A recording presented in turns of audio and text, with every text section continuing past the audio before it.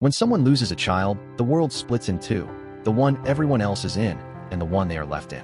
If you love someone who's grieving, especially your spouse, a sibling, or a close friend, you may feel helpless, unsure, terrified of saying the wrong thing. But silence, cliches, or distance often do more damage than we realize. This is your roadmap. Not perfect words, but real ones. Not polished advice, but grounded, human ways to love someone through unimaginable loss. You don't need to fix their pain. Just don't walk away from it. Let's start with the landmines. The things people say with good intentions, that often sting the most. Everything happens for a reason. They're in a better place. At least you can try again. Time heals everything. God only gives you what you can handle. These statements shut grief down. They erase the child, and they isolate the person already drowning. When in doubt, avoid trying to explain or fix. Choose presence over platitudes. So what should you say? Here's what grief often needs to hear. I don't have words for this, but I'm not going anywhere.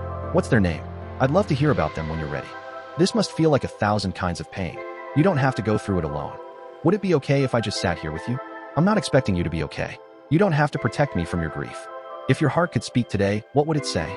These words don't fix anything, but they honor the grief, and that is everything.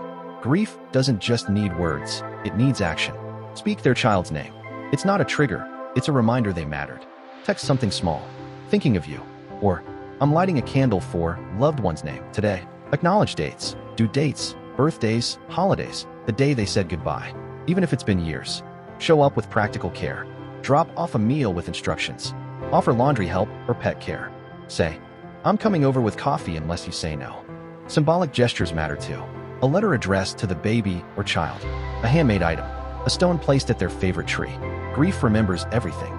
Your kindness will never be forgotten, but inaction will be. When it's your spouse who's grieving, the ground shakes beneath both of you. But you may grieve differently. That's normal. Grieve differently, but together. Grief doesn't follow one path. Men and women may grieve differently, and so can every individual.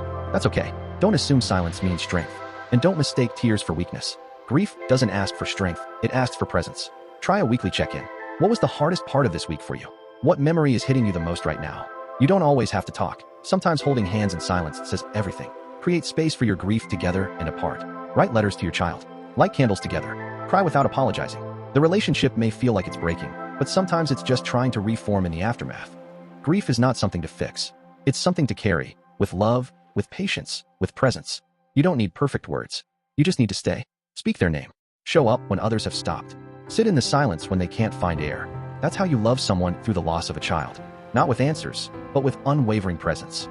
Thank you for caring enough to learn. It means more than you know.